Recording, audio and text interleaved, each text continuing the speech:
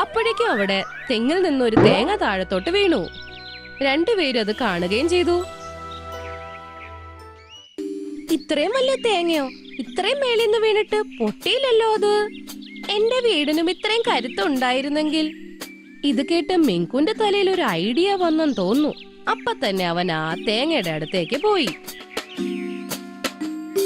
എന്നിട്ട് തേങ്ങയുടെ അവിടെ സ്വന്തം ചുണ്ടുകൊണ്ട് കൊത്താൻ തുടങ്ങി. അങ്ങനെ തേങ്ങയിൽ ഒരു തുള വീണു. അപ്പോഴേക്ക് അതിൽ നിന്നും വെള്ളം വന്നു. ഒരു പക്ഷേ പിങ്കു പക്ഷിയുടെ വലിയ പ്രശ്നത്തിന് ഈ നാളികേരം കൊണ്ട് പരിഹാരം കാണാനായേക്കും. പിന്നെ എന്താ, മിങ്കു വുഡ്പെക്കർ അവന്റെ ഇഷ്ടപ്പെട്ട ജോലി ചെയ്യാൻ തുടങ്ങി. തേങ്ങയുടെ അകത്ത് അവന്റെ ചുണ്ട് വച്ച് ഇങ്ങനെ ചെയ്യാൻ തുടങ്ങി. അവന്റെ ചുണ്ട് വെച്ച് കൊത്തി കൊത്തി അവിടെ ഒരു തുളയായി. പിങ്കു പക്ഷി, ഇങ്ങോട്ട് വരൂ. മിങ്കു ചേട്ടാ, ദാ വരണു.